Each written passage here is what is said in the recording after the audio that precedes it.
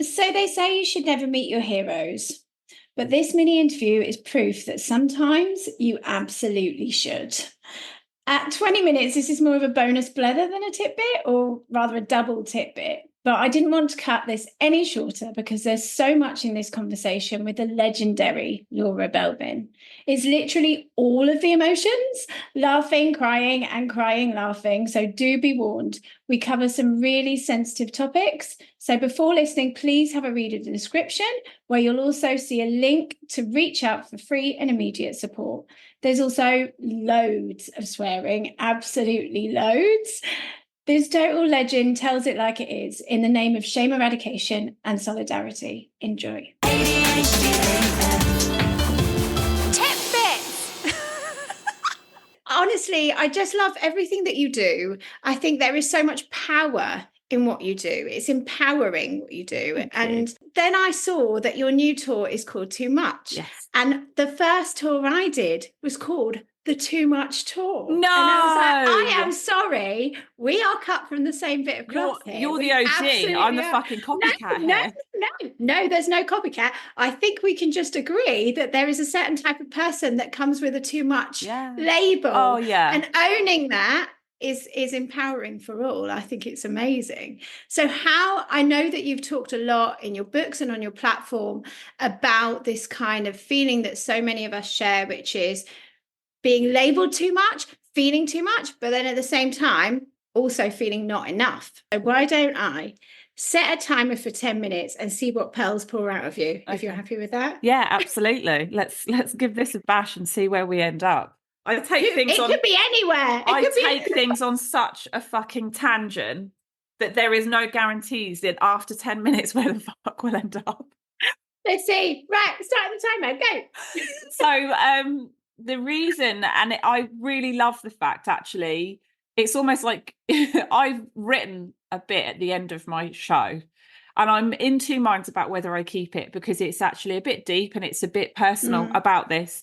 So the fact that even from that title, you have picked up on exactly why I called it Too Much is just beautiful, because you've kind of, it without even knowing it. But it's not even about the too muchness of being loud. It's the too much of not enough. It's the too much of, you're too weird, you're too ugly, your teeth are too big. It's the too of everything. It's this idea that you are never quite enough. That whatever it be, whether it be that you're too loud or you're too quiet, you are still just not quite enough. And I really have resented this because it has damaged me beyond repair at points where I have felt like I'm wrong. I'm bad. There's something broken about me. Taking up too much space. Taking up too much spaces. And I think for me as well, so I am quite extroverted, but there is an element. No. There is an element of me that's very introverted. Of course. So I'm very performative, and I think I've learned more about myself as time's gone on and as I've been in therapy, as I've actually truly got to know me. And not yet what everybody else thinks of me, is that actually I can flick on the performance in a heartbeat, but actually that takes so much of me. And so many people won't know that because they'll look at the surface level and be like, oh God, she's just so, too loud is definitely one of the things. Too outspoken, too bossy. Just sit for 1 second and I will guarantee that you can pick out at least one, if not 5 things quite quickly off the top of your head where you've been called too much of something.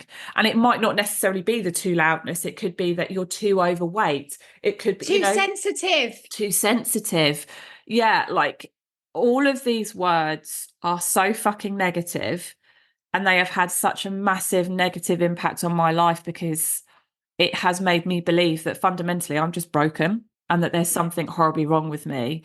And even to not being, but she's just, she's not funny enough. Like that, even that. And then going through this journey of saying, you know what, fuck it, I'm going to go into stand up and I'm going to take this back. I know that you'll know this, but people that are listening won't. And that is that 3 years ago, I've had a lot of breakdowns throughout my adult life, but the one that I had 3 years ago, it was nearly the end, very, very close. And my husband had to take 4 months off of work to take care of me and our children. It was, there's nothing I can actually place it to. There's no other comparison. It is something that I still live with horrific trauma over and dread and fear. I'm working through all of that. And that moment, I guess, where I was this broken person, and this is the bit that I've kind of put at the end of my show, and I'm not 100% sure whether to keep it in or not, because it's kind of a tribute to her.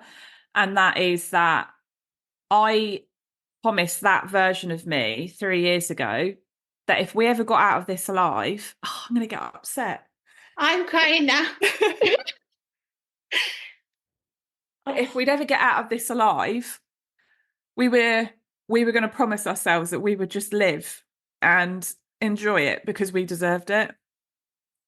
And I feel like 3 years ago, I was reborn, really, in many respects. I look back at that person now and I have so much love and gratitude. She got me so far, but a lot of that person had to die for me to survive and for me to be able to move on. And she had to let go of a lot of things, and she had to address a lot of really painful things that happened. And I've learned a lot about myself in these 3 years. So when this opportunity came up to do stand up, I never felt, even, 18 months ago when I first started, I didn't feel enough. I felt like maybe I was just kind of too much of nothing really at all, I think is the best way to describe it. And so when I went into stand up, and I had this really beautiful welcome, and it was so positive and everything went so well. In that moment, I thought, fucking hell, Laura, actually, you've never been too much at all. You've actually been spot on. If anything, you've been exactly who you were meant to be in that moment. And that's been really wonderful. Quite sad because I'm 40 and I've only just found that out about myself. Something that has wholly changed me for what I thought I was meant to be, the expectations that were put on me that I didn't ask for. I didn't want them. I wasn't looking for them. They were put on me and I then had to live up to them.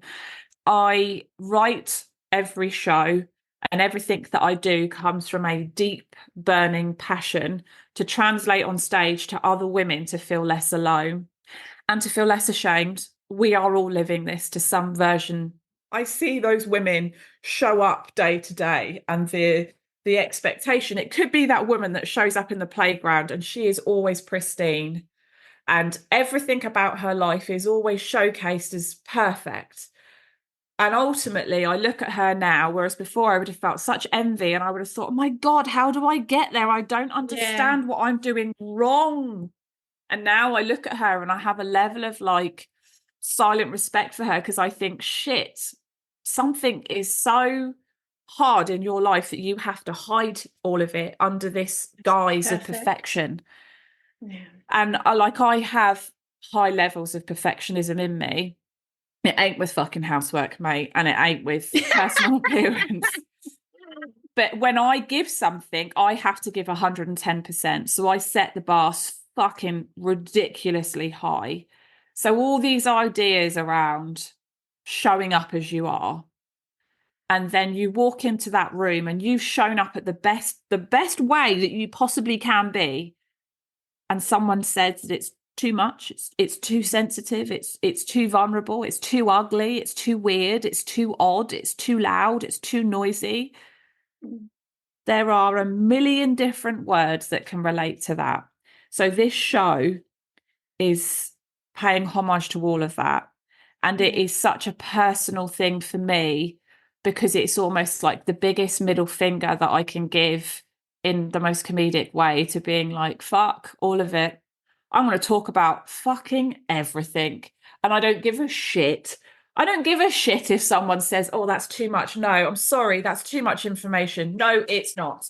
Because you know what? There will be at least one fucking cunt in the audience that will go, thank fuck, it's not just me. Yeah. My last show that I did, there was a bit, and I ad-libbed it. it wasn't even written in, and I was doing the tour, and it was about after you have sex, he's come inside you, you're trying to get to the toilet, all the cum's inside, and you have to do the shuffle to the toilet so that it doesn't get on the carpet, because you fucking hate standing on cum on the carpet. It's like stepping on a fucking sug, mate. Like, I did that, and I reenacted the scenes, the roars of applause and laughter, and women going, "Oh my God, I thought that was just me." It's like, no, it's not just you. We all do the cum walk to the fucking toilet.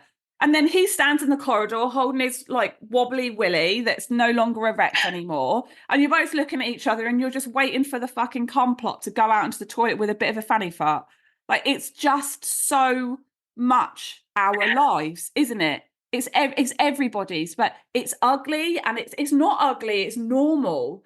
Yeah. But we don't like to admit those things because they seem dark and a bit odd, and like no one else is talking about it. And I get it, like the fear of saying something and it just falling dead, and people being like, no, that doesn't happen to me. It's horrific. And fuck knows I've been in those situations a million times over, where someone's like, no, that doesn't happen to me. Or like, I remember saying once, like, both the kids, they were still fairly young, you know, Toby, he hadn't even started school yet, he was probably 2 maybe.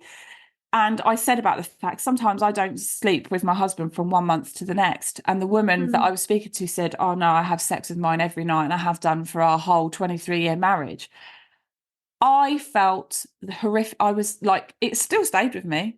Yeah. All these fucking years on, where I've just thought, oh my God, I don't have sex with him enough. Like, shit, I'm not a very good wife. Why is my sex drive fucked? Like, what's wrong with me? Without being able to take a step back and go, I'm going to round of applause to you. Well done. But I don't do that. And actually, that's okay. And it's totally normal. It is far more normal to be in a long-standing relationship and not fuck on a nightly basis than it is to be that person hanging off their fucking cock like a bloody mountain climber. Do you know what I mean? Like, I'm tired. I'm fucking exhausted. My mental load is through the fucking roof. Yeah. Do you know what I mean? Like, I can't just be turned on because you flick the fucking lights off and got your willy out. It doesn't work like that. So I just think normalizing being a woman is so, I've become so passionate about it. I don't want women to feel alone, because I felt the excruciating pain. And I would say that is the best way to describe it, the excruciating pain of trying to navigate life as a mother, as a wife, as a friend, all of these things, and feeling like I'm failing at every single one of them. Because I didn't actually realise, I didn't get the fucking memo about the fact that we weren't meant to nail all of it. And ultimately, how the fuck can you show up for other people if you don't show up for yourself? Oh, that's the one, isn't it? I could literally talk to you about this all day, and you've had me in tears about 3 times in 10 minutes. So this podcast, it used to be a duo. Oh, okay. And it's now just me because my co-host stepped down to focus on her degree. Oh, okay. And I had a nasty review last week that said it's shit now. And so it was really funny how much of it played back in of like, you're not enough on your own. You're not enough on your own. You're not enough. There is advice that you will get, and someone will go, oh, just move on. Don't worry about it. Just, well, you know that it's not true. And so you're left afterwards with this sinking feeling that you're being hurt by a negative comment is a bit pathetic, bit silly, bit immature. Why are you worrying about it? And so all of a sudden you've done that wrong as well. You've done that wrong. You're expected. Yeah. Stop feeling. Don't feel. Don't worry about what that person said about you. I implore you to feel like a fucking human being, and pat yourself on the back for going, I just got a nasty fucking comment and that hurt, which means I've got a beating heart and a pulse. You know, I also have a podcast with my life wife, Vic. And we used to, sometimes some of the reviews were so hilarious that we would read them out. And then sometimes we'd get, like, obviously you'd get the occasional nasty one, and we would read them out and rip the shit out of them. But ultimately, it started to have a bit of a niggling impact on us going, questioning. Oh, maybe they're right. Maybe we do need to censor ourselves a little bit more. Maybe we are too much. Maybe Wind your neck in. Why do we? And then we made this decision, like, fuck no. We are not allowing them to get into this space. So I think it's about the measures that you put in place. Now, this is not just online life, okay? This is every single walk of life. This is the passive aggressive friend. This is the workmate. This is the office gossip. Get your fucking teeth in, Laura. Office gossip. It is across the fucking board. It doesn't matter where you go in life, and it doesn't matter where you are, and how people will just bury down on you. It is about acknowledging the fact that fucking hurt. I don't feel like I deserve that. But then it's about doubling back down on yourself even more and going, but who am I? And how do I impact those people that do matter? There is a red pen. They will tell you it is fucking blue. They will never, ever agree with you. And it doesn't matter what you do. You could probably save them from a burning building and they would still go back to fucking hating you. Ultimately, their issue with you runs deeper than you. And that's really hard to get your head around, because in that moment, like you, I've been there where you go, oh my God, maybe they're right. Like, maybe I'm not. Yeah. Maybe I should just disappear. Maybe this isn't the right career for me. Maybe I'm doing it all wrong. Like this whole idea over who we are as people and allowing some fucking stranger or some shitty person in our life that doesn't truly know us and value us is allowed to take hold over who we believe we are as people. Fuck that. But I really want to just say, I think the most important thing that you can give to yourself is kindness, and just say it's okay that this hurts, because that it's meant to. It's meant to, you know, it's meant to be painful because it's unkind. It is human nature. It is human nature that if you had 100 positive comments and you read one negative, you will focus on the negative. And that is across the board. That's just the way that our brains work. Because you know what? I have been at the dregs of life. You know, I have clung on for life with my bare knuckles. I have no idea I'm still here, to be honest with you. So my experience is really similar. And it's funny because it was at a similar age as well. Really? Yeah. I always say I had a nervous breakdown. I think it was like really intense burnout, but it was like clinging on and day by day. And it's not a nice phrase to use, but I always say I was fighting for my life. Yeah. Even though I didn't have that, but that's what it was like. It was like a literal fight to crawl out of that. Yeah. And unless you've experienced that, you can't describe it, can you? No. Because I can't describe what I went through. No. There's no way. No. And like Steve, obviously, in the most excruciating way possible, he saw it about each day and the impact that then had on our relationship and had on him too. But I think that we've both been in this place, and you can obviously relate to that. And I know that there will be other people listening to this that will be able to relate to it too, of being in this really, really dark place where you just think, I hate myself. I don't want to be here. I want to get better. So even at my absolute fucking lowest, I've never been that fucking low that I have gone, I'm going to try and destroy someone else's life. Yeah. And ultimately, take you down with me. Yeah. Let's acknowledge the fact we are not meant to fucking like everyone. I don't like everyone. There are some people I'll literally meet and I'm like, you're a cunt. Immediately. I can it seeps out of them. No, because I hope that you do. Hey? Do you say it? I feel like no. You're a cunt. You're a cunt. No. But I'll pick up quite far. I didn't used to. I was shit. I was a people pleaser. So I fell in love with everyone that I met, and I'm getting better now. And again, because I'm able to stand back and kind of like survey situations a little bit better before I get into them, to stop making myself fall into the same stupid fucking mistakes of being around shit people. I can pick up a vibe. It's a gut. I think it's my gut feeling. My gut feeling will go, no, Laura, stay the fuck away. And I think that's okay. Like hisses like a cat. Yeah. Yeah. Back the fuck off. So again, and it will be the same online. So again, I'm going to reiterate this, what I've just literally said. It's like I'm trying to fucking hypnotize everyone. It's like Paul Daniels and Debbie McKee. Go on. So I'm going to reiterate what I've said, and that is that you can dislike people. That is your God-given right as a fucking human being. We are not all designed meant to be the same, and we're not all designed meant to like each other, and that's fucking okay. Yeah. But the line that we all have to sit on is what we do with that. And if you're trying to destroy somebody as a direct result of your hatred, you need to go to fucking therapy, mate. Yeah. And you need to look at yourself, because that's the bit that's not normal. And like, don't get me wrong, I fucking love a gossip. Do you know what I mean? I'm not going to sit here and be like, oh my God, like, I'm just so above it. I'm not fucking above it. If like Brenda's fucking husband slept with fucking Sheila down the road, I want to know. No, not Brenda and Sheila. Exactly. Do you know, I want to know. Because again, that's human nature. It is human nature. It's messy. We can all be wrong. Yes. We can all be judgmental. We can all fall down. It's about your intent. It's about trying to be kind. And when you are triggered as fuck, figuring out why and addressing your own stuff rather than lashing out at others. Absolutely. And like, I did a tiny little bit of work on shadow work. I don't know if you've heard of it, the Carl Jung theory of like the dark side of the sort of less desirable side of every human being. So it's like jealousy, envy, anger. I found that really interesting. Yeah. Because it actually gave me permission to sit there and go, oh yeah, I do have those bits of me. And in actual fact, from that now, I've noticed that when I'm being triggered, because I'm thinking I feel inferior to that person, that person's more successful than me, you know, maybe they look like they have a better life than me, maybe they just seem like a better person, and I envy them.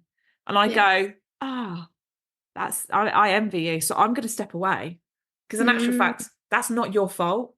No. You go, honey, you go, you carry on fucking striving and getting what you need to get. But I'm going to have to, even if it's just for a minute, step away and have a fucking conversation with myself. Have a word, because the truth is that envy can be such a useful tool. Yeah. Because it can show us, oh, actually, I want that thing. That's where I want to be. That's what I want to be doing. Yeah. It's not an invitation to, tear somebody down, because somebody else having something or achieving something doesn't take that away from you. No. And so you don't need to take that away from them either. Yeah, absolutely. We're so deep here today. I know. So fucking deep, darling. So deep. But it's true though. And I just think, you know, like, normalize all of it. Just normalize it. And there will probably be people that will listen to this and they fucking love you and they champion you all the time. But they will be a cunt to someone else on the internet. And, you know, and you're like, that still isn't okay. That's so, still you know, not okay. liking me but being a prick to somebody else is still not all right. It doesn't work that way. You know, it really doesn't. We still have to apply the same logic as stepping the fuck away. Sorry, I interrupted you. No, not at all. Not at all. God even knows what I was going to say. Shit pulls out of my mouth all the time. I don't even know. I'll be halfway through. I don't even know what's going on. So here's a joke for you. As you probably heard, that interview could have ended around about 10 minutes. And then I was so moved by Laura's words and inspired by her vulnerability that I shared my own vulnerability. And when it came to editing it, it still felt quite raw and quite personal and a bit heavy. And I finished editing it and I was about to go through to my husband and say, do you think I should just cut that bit out? And when I was just about to go through to ask him whether I should remove the ending, I realised what I was about to ask him was, is that too much? Didn't write it, hey? But I kept the ending in, and I hope that Laura will keep her vulnerable ending in, because it's amazing and she's amazing. And I'm definitely going to go and get a ticket to go and see her show. I think you should too. And I also think that you should come and get a ticket to my show, the last ever ADHDAF tour before becoming a charity and, you know, being a little bit more professional, a little bit less ladle wavy. London is already sold out, but there are tickets available for all the other shows starting this Friday in Glasgow before we start heading down south. You can also put your name down on a waiting list just in case any London tickets become available closer to the time. And there's also a list to sign up for that welcome party, so that anyone coming solo can be greeted at the door by our welcome party and seated with like-minded legends to make local connections, so you can come alone and leave with friends. It hasn't all been plain sailing lately. It's been amazing doing a lot of interviews, but I am in the thick of it a bit right now, which is another reason why I've put season 3 on pause for a little while, just while I figure it out. I don't know how long it will be, but I promise you it's worth the wait. I have actually recorded most of it, I'm just not quite ready to put it out yet. But I just want to end by saying thank you so, so much to the Planet ADHDAF community for lifting me up when I was really, really down this week. That's what the peer support community is for. We all lean on and learn from each other, and I am part of that community. I'm one of the peers, so peer support for the win. And I really look forward to seeing all of you very soon who are coming to the live shows. So I hope that if you haven't already, you can come to the same realization as Laura. I'm talking to myself as well. She came to that realization that she was not too much and was exactly what she needed to be, and can now have so much love for the person that she was, that broken person that she felt. We can all come to that realization and show ourselves that love and appreciation that we all need and deserve. I'll stop now because I really better get on with finishing tour prep. Bye.